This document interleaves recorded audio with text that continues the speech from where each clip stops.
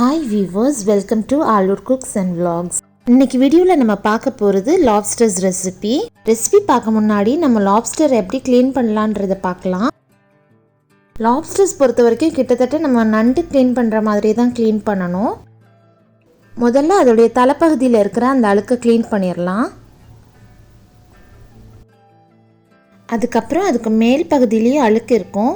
ப்ரான்ஸ்க்கு எப்படி மேல் பகுதியில் அழுக்கு இருக்கும் அதை க்ளீன் பண்ணுவோமோ அதே மாதிரி இதுலேயும் க்ளீன் பண்ணி எடுத்துடலாம். இப்போ ரொம்ப பர்ஃபெக்டாக க்ளீன் பண்ணியாச்சு. நம்ம இப்போ ரெசிபிக்கு போகலாம். நான் இன்றைக்கி இதை ரொம்ப பேசிக்கான மெத்தடில் தான் குக் பண்ண போகிறேன்.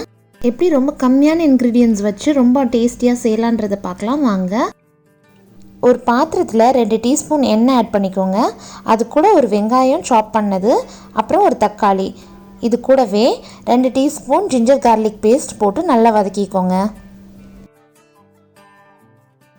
வெங்காயம் தக்காளி நல்லா வதங்கி வரப்போ ஒரு கைப்பிடி அளவுக்கு கருவேப்பிலை அதில் ஆட் பண்ணிக்கணும்.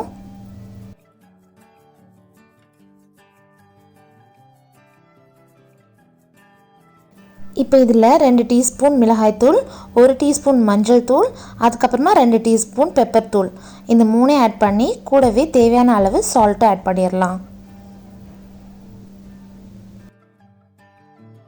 இப்போ ஒரு தக்காளி ஒரு வெங்காயத்தையும் மிக்சர் ஜாரில் போட்டு நல்லா பேஸ்ட்டாக அரைச்சி இது கூட ஆட் பண்ணிடலாம்.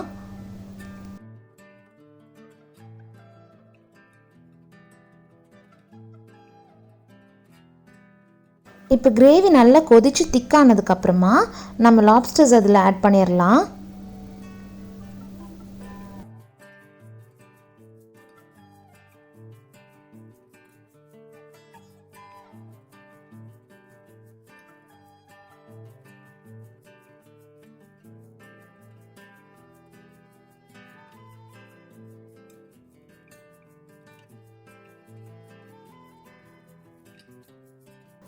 இதோடைய டேஸ்ட்டுன்னு பார்த்தீங்கன்னா எறா அப்புறமா நண்டு மாதிரி தான் டேஸ்ட் இருக்கும். அதனால் இது வந்து பரோட்டாக்கு அப்புறமா சப்பாத்திக்கு ஒரு நல்ல காம்பினேஷன் சொல்லலாம். இது குக்ட் ஆகிடுச்சு நம்ம தெரிஞ்சுக்கணுன்னா அதோடைய ஷெல் எல்லாம் ஆரஞ்சு கலரில் சேஞ்ச் ஆகிடும். கடைசியாக மல்லி இலை ஆட் பண்ணி நம்ம கிரேவியை சர்வ் பண்ணலாம். நீங்களும் ட்ரை பண்ணி பாருங்கள். Happy cooking. தேங்க்யூ.